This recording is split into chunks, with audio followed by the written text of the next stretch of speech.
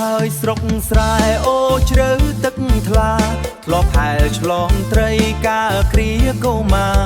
ធ្លាប់ហែលឆ្លងត្រីកាគ្រាកូម៉ា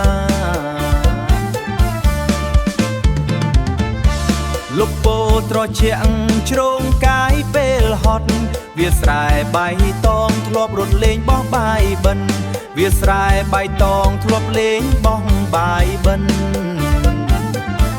ចាក់ចេញទៅហើយទាំងចិត្តអាល័យចាក់ចេញទៅហើយទាំងចិត្តអាល័យ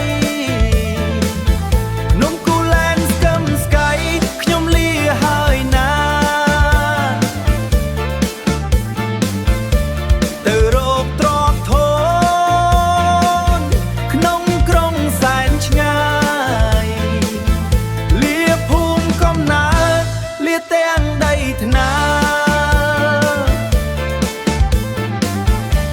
សន្ធឹកគីរក្រលន់លឺសពព្រៃក៏គីរក្រលន់លឺសពព្រៃក៏គីរក្រល